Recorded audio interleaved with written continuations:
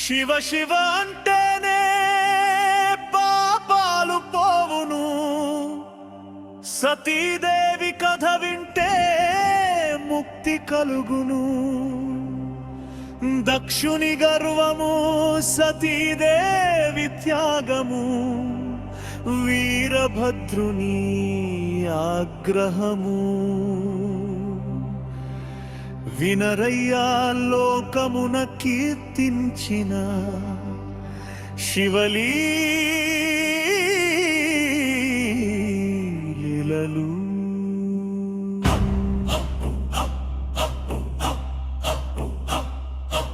బ్రహ్మదేవుని మానస పుత్రుడు దక్షుడు, ప్రజాపతులకు రాజు అతడు.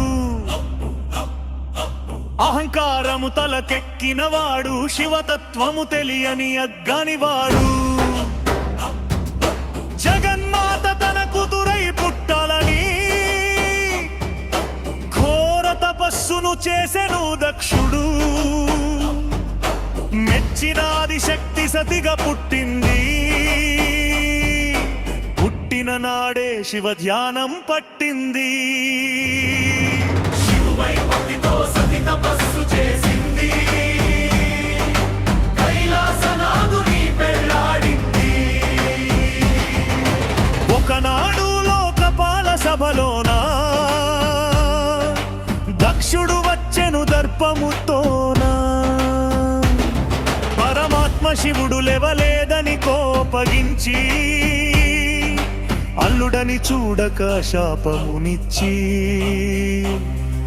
శివుని గౌరవం తగ్గించగ కోరి బృహస్పతి సవనము యజ్ఞం తలపెట్టి, ముల్లోకాల వారిని ఆహ్వానించాడు. కూతురు సతిని అల్లుని పిలవలేదు. దేవతల విమానాలు చూసింది సతీదేవి. తండ్రి యజ్ఞం తెలుసుకుంది మాతాదేవి. చేసే శుభకార్యానికి పిలుపు లేకపోయినా వెతాను అంది.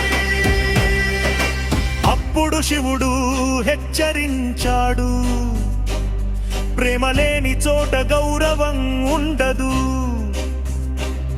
గరుబెస్తి దక్షుని యజ్ఞశాలకు వెళ్ళవద్దు. అవమానం జరిగినచో బ్రతకలేరు సతీ. కాని తండ్రిపై మమకారముతో నందివాహనమెక్కి వెళ్ళింది సతీ. యజ్ఞశాలకు వెళ్ళిన సతీదేవిని తండ్రి దక్షుడు పలకరించలేదు. శివునికి ఇవ్వాల్సిన హవిర్భాగం లేదు.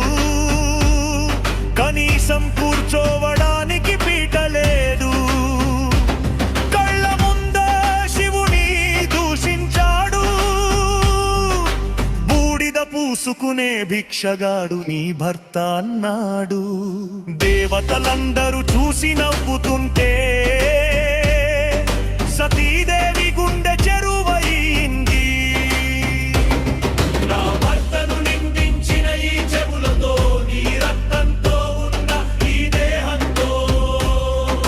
క్షణమైనా నేను బ్రతకను దక్ష అని ఉగ్ర రూపం దాల్చింది. నిశ్చలమైన జ్ఞానమున నిలిచింది. తనలోని యోగాగ్నిని రగిలించింది. హుటాహుటిన మంటలు ఎగసిపడ్డాయి. సతీదేవి దేహం భస్మమైంది. వార్త విన్న శివుడు ఉగ్రుడై లేచాడు. జటాజూటం నుండి ఒక వెంట్రుక పీకాడు. నేలకు కొట్టగా దివ్య తేజం వీరభద్రుడై ఆవిర్భవించింది. వెళ్ళండి దక్షుని యజ్ఞాన్ని ధ్వంసం చేయండి అని ఆజ్ఞను ఇచ్చాడు శివుడు. భద్రకాళి తోడుగా దీనభద్రను రచ్చవు యజ్ఞశాలను శ్మశానము చేసి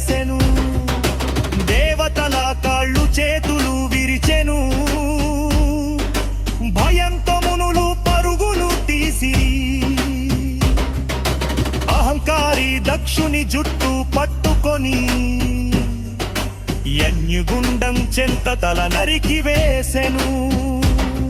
ఆ తలనే అగ్నిలో ఆహుతి చేసెను. శివుని ప్రతాపం లోకానికి తెలిసెను. బ్రహ్మ మరియు విష్ణువులు మొరపెట్టగా శివుడు శాంతించి పునర్జన్మనిచ్చెను. దక్షుని ముందెముకు మేక తలామర్చెను. మేక స్వరంతో శివుని స్తుతించెను. దక్షుడు సతిదేహాన్ని భుజాన వేసుకొని శివుడు లోకమంతా తిరిగి ప్రళయం చేయగా విష్ణువు తన చక్రముతో ఖండించెను. అవి 51 శక్తి పీతాలై వెలిసెను. అదే సతీదేవి మళ్ళీ పార్వతిగా పుట్టెడు. శివుని ఇన్నానే సలామెనిచ్చెను. శివ శివ అంటేనే పాపాలు పోవును.